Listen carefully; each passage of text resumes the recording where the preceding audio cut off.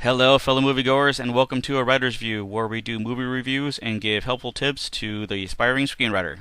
Today we'll be talking about World War Z, a movie about a United Nations employee named Jerry Lane who traverses the world in a race against time to stop the zombie pandemic that is toppling armies and governments and threatening to destroy humanity itself. Oh man, that totally sucks, but guess what? The movie doesn't. It's a great movie. Point number one, it sets the rules of the world and follows them consistently. Many times I've watched a movie, and I'm sure you have yourself, where you're watching it and at the beginning of the movie, like every movie's supposed to, says, alright, this is how things work and this is how you're supposed to live and so on and so forth, even between the line stuff.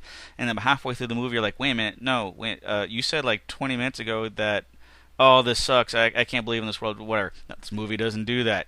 It even gives a visual and audio example of Jerry figuring out how long it takes for someone to turn by using one of his kids' toys. No, it wasn't really on purpose, it just happened to be there. It was pretty cool. Point number two, Jerry actually does the job he has in the movie, and he does it well.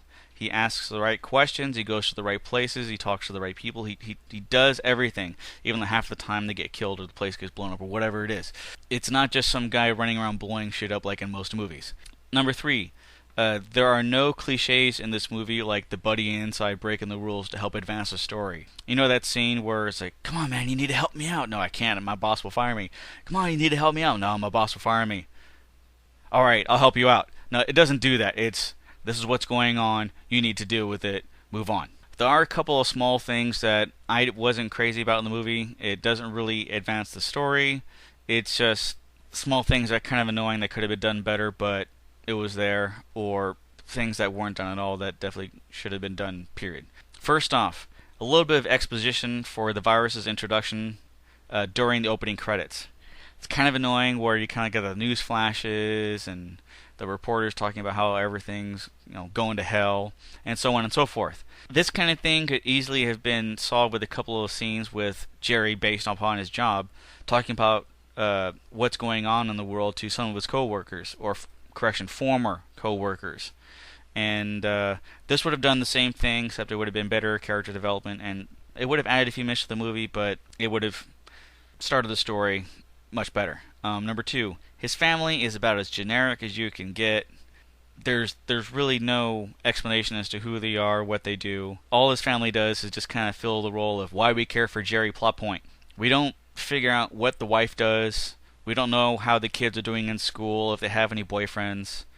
And the younger one, who kind of flips out during the movie, she seems a little too old to actually be doing that. She's at an age where she should be kind of understanding what's going on, or take a little bit longer before she finally breaks down, but she does it from the start like a 3-year-old. It's really, really weird. Yeah, that's really kind of just about it for the bad points of the movie. In conclusion, the ending was somewhat sudden, but the answer to the problem is actually interesting enough to seem original, where spoilers. Alright, covered? Spoilers. Just one more. Alright, moving on. Where it's actually a form of camouflage and not a vaccine or cure, where the camouflage is actually somebody being sick. How it's figured out feels a little forced and kind of like hand-holding the audience, but otherwise is awesome. Another cool thing in the movie is that other countries react in ways that would be expected or not expected based upon their current internal political standings with themselves or other people in the world, making the movie that much more colorful and believable. It's a good zombie movie that's more than people just blowing things up as an answer to the problem within a world that feels real. If you haven't seen it, go see it. If you have seen it, see it again. Bring your buddies. It's pretty good. The flaws with it aren't that major, but it's totally worth it. It's a believable world, and it's pretty awesome. And until next time, thanks for watching.